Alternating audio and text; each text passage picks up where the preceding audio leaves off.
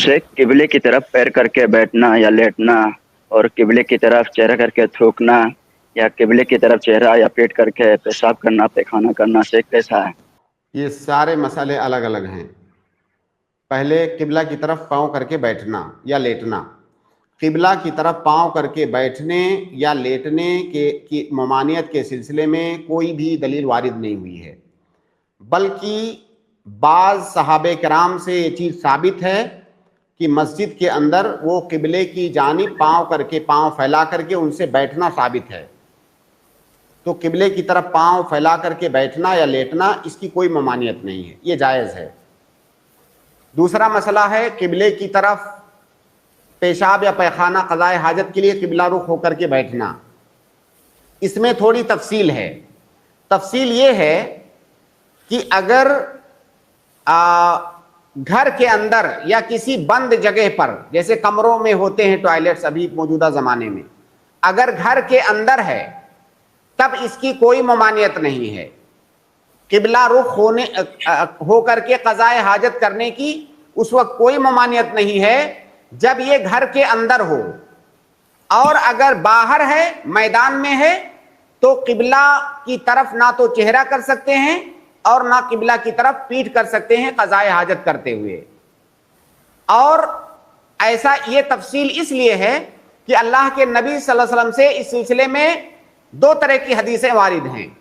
ایک وہ حدیثیں ہیں جن میں اللہ کے نبی صلی اللہ علیہ وسلم نے مطلق طور سے استقبال اور استدبار، قضائے حاجت کے وقت استقبال اور استقبال القبلہ اور استدبار القبلہ سے منع فرمایا ہے.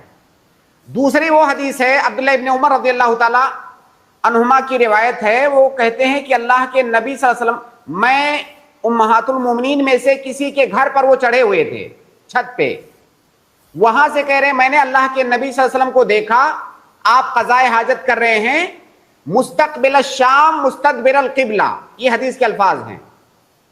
جب وہ کسی گھر پر چڑھ کر دیکھ رہے ہیں، اس کا مطلب اللہ کے نبی صلی اللہ علیہ وسلم کسی میدان میں نہیں ہیں بلکہ کہیں آبادی کے اندر آس پاس ہی ہیں.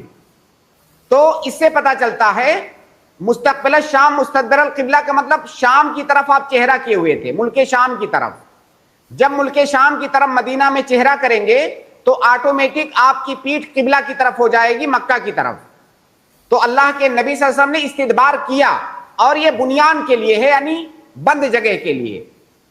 تو دونوں حدیثوں میں جمع اور تطبیق کی صورت یہ ہے کہ جو پہلی حدیث ہے وہ صحرا کے لیے ہے اور جو دوسری حدیث ہے وہ بنیان کے لیے ہے. تو یہ قضائے حاجت کرنے کا مسئلہ ہو گیا. قبلہ کی جانب رخ کر کے تھوکنے کا جو مسئلہ ہے، اس سلسلے میں بھی بعض حدیثوں کے اندر مسجد کا اور نماز کا ذکر آیا ہے کہ مسجد میں یا نماز میں قبلہ رخ مت تھوکو، اور بعض حدیثوں میں مطلق طور سے آیا ہے. اسی لیے علماء کے درمیان اس مسئلے کو لے کر کے تھوڑا سا اختلاف ہے.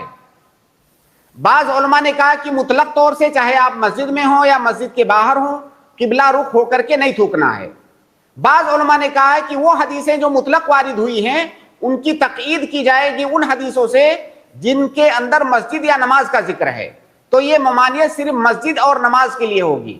بہرحال اس میں احوط یہ ہے احتیاط کا تقاضا کہ مسجد کے باہر بھی آدمی اس سے پرہیز کرے، لیکن زیادہ صحیح بات یا جو بظاہر جو بات صحیح معلوم ہوتی ہے وہ یہی یہ مسجد کے لیے ہے، نماز کے لیے ہے. اگر آپ باہر ہیں تو انشاءاللہ اس میں کوئی حرج نہیں ہے، لیکن اگر کوئی احتیاط کر رہا ہے تو انشاءاللہ یہ بہتر ہے.